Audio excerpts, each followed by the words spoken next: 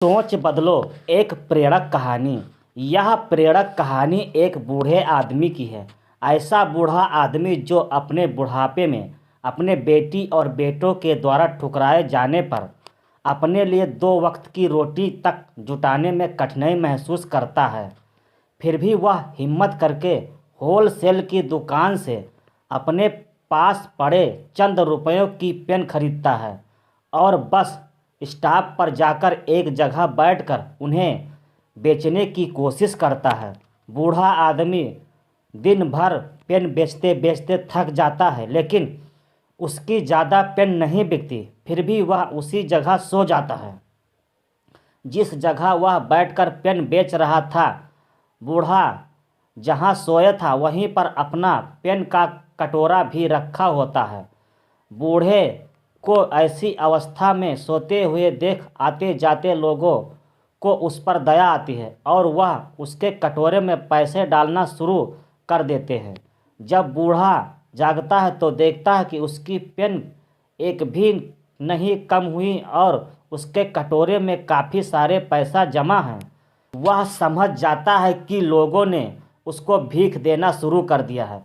अब बूढ़ा हर दिन उसी जगह पर आता और थोड़ी देर बैठता और वहाँ लेट जाता और इस तरह से उसे हर दिन ढेर सारे पैसे भीख के तौर पर मिलने लगते हैं। कई दिन बीतने के बाद जब बूढ़ा उसी जगह अपनी उसी कटोरे में पेन रखकर बिना कुछ बोले बैठा होता है, तब एक यंग बिजनेसमैन उसको देखकर उसके कटोरे में 50 रुपये डालता है और अपने बस में बैठ जाता है।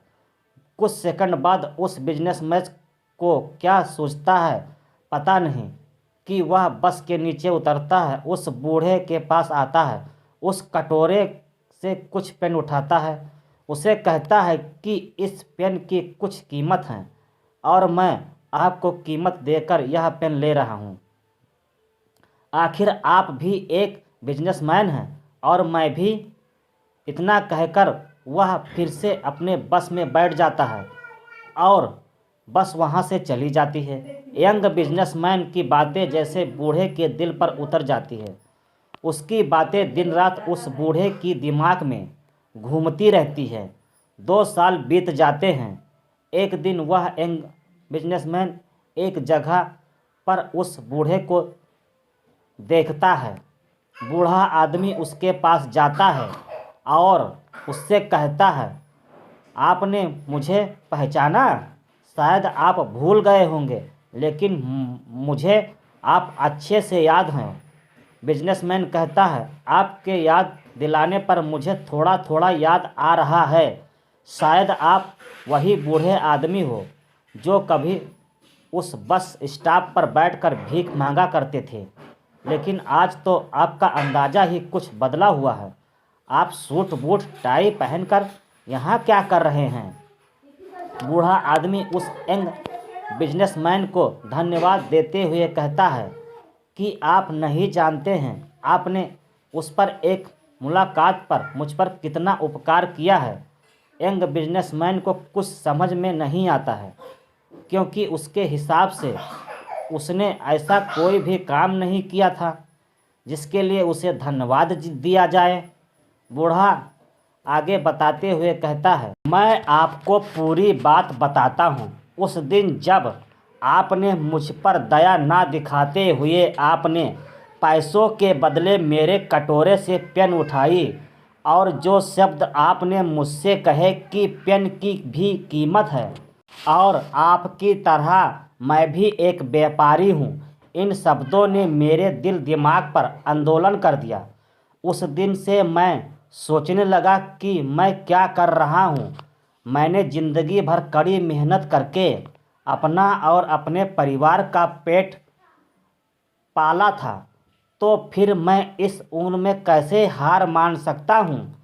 मैं उस दिन तुरंत उठा। मैंने घूम घूम कर सारी पेनें बेच दी और अगले दिन से मैंने पेन के साथ कापी और बुक्स भी बेचना शुरू कर दी।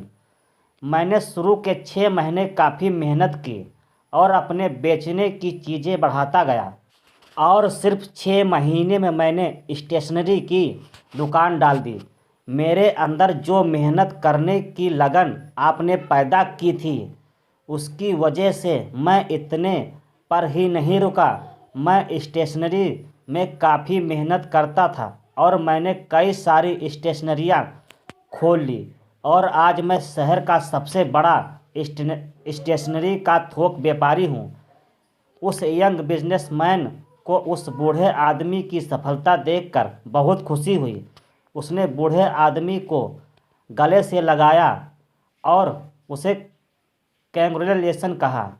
दोस्तों, दुनिया क्या सोचती है इससे कुछ भी फर्क नहीं पड़ता है। फर्क पड़ता है आप अपने बारे में क्या सोचते हो।